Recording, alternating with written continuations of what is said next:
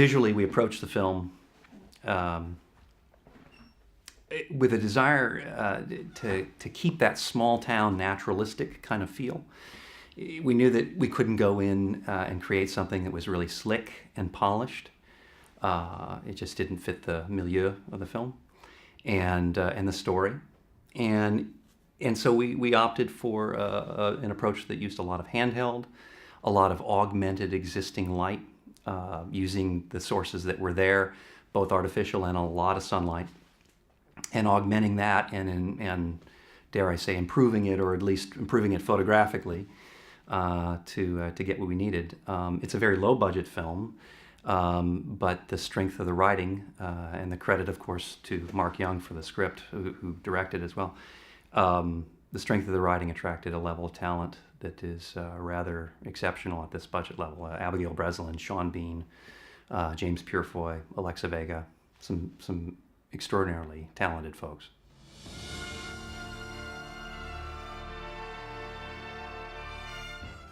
My inclination as a cinematographer is primarily to be a bit more stylized. I like applying a look to things. I guess that's what I mean by stylized. That's a kind of a loaded term to say stylized. But I like to apply a style or apply a certain look to things and not just simply capture what's there, which is its own art. But as far as flexibility goes, I teach students, and I'm adjunct faculty at several film schools. And one of my favorite things to tell them is that creativity thrives in the presence of limitation. And that's a good thing to always keep in mind, because the limitations are always in front of you when you're doing really low budget stuff. I don't consider it a tremendous limitation to not have a lot of money and a lot of time. There are a lot of things you wish for, but it does compel you and focus you into a position of making choices immediately in the pre-production process that invite you to explore those choices and exclude others. And excluding choices is a good thing. Having too many choices tends to diffuse the vision.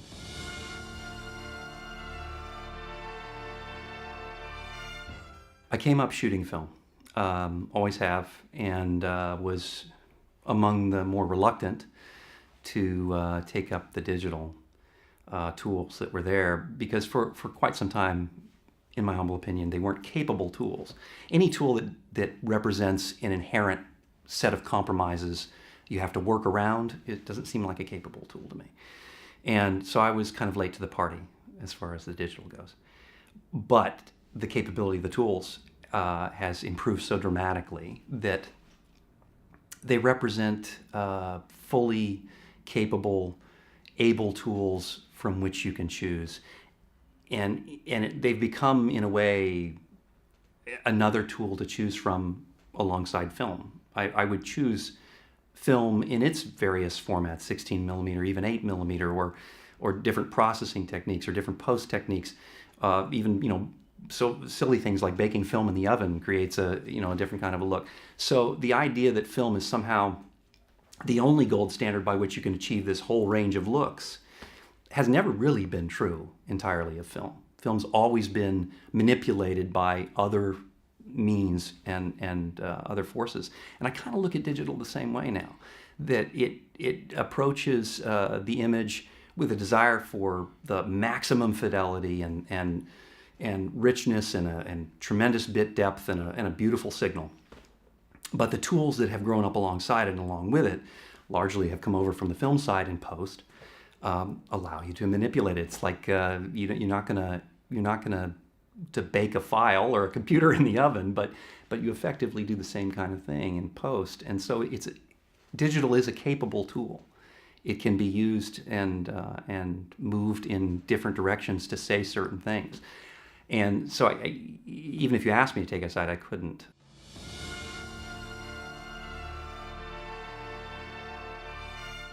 Yeah, I mean, that is definitely an issue. And there is a natural boundary with shooting film that I guess some from the producing side might consider an obstruction to efficiency and productivity. I mean, you hear that, but really It's a natural ebb and flow of production that everybody is used to and appreciates. But digital gives you the option to do things on an ongoing way and get things in a rhythm that you can't do entirely with film. So I think the aesthetic, the logistics and the aesthetics are coming together to function slightly differently now. But yeah, with digital, you have to be sensitive to the actors, and we had numerous instances where the actors would say, "We need a break," and absolutely. I mean, else what are we here for? We have to be here to tell the story that they're going to show us through their faces and their words. But that said, one of the things I really like about digital is the ability to get it right now when you're at that moment. There's not that sense of breaking a rhythm when the moment has arrived, because it is an organic process and it's teamwork. And one of my hallmarks as a aims as a cinematographer is to be really story centered. I'm an English major. I just it's all about the page and the story, and I tell students over and over again, you got to find what the story wants to look like. You can't impose a look on it. You got to find what the story wants to look like. And when all those pieces are coming together, the performance is there, and the sum of the moment is greater than the sum of its parts. There's magic there. Digital allows you to keep going and get it, and the actors want that too. There's nothing worse for an actor than finding that apex, exactly the magic, and having your mag run out. There's nothing worse. You don't have that issue, or far less of that issue with digital, which is a good thing. But for editors, wow, that's a lot of footage to wade through. So.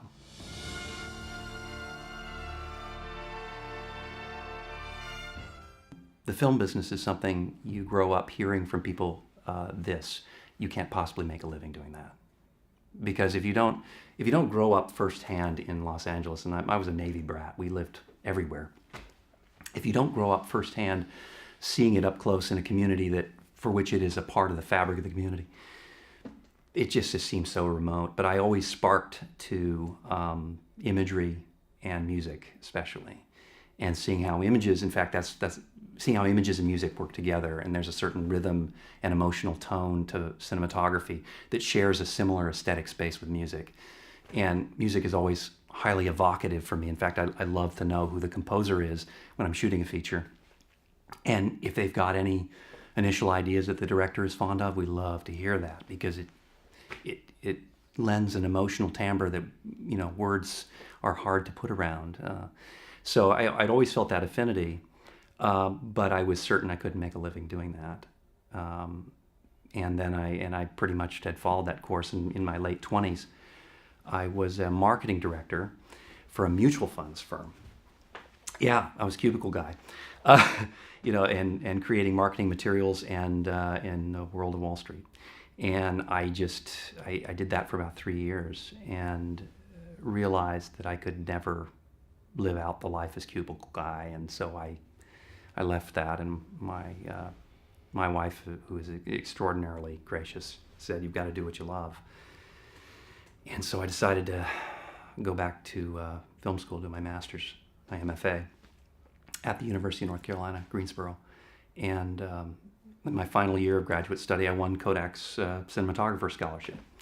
And that was transformative for me. And I was able to leave school on the heels of that and begin shooting many projects right away. So it's an odd transition to come from an English major to the financial world, and then but it's always been there. That desire's always been there. It's just you get real with yourself and you say, even if I can't make a great living doing this, I earn an emotional soul currency by doing this that I'm not getting anywhere else. So that's what I did.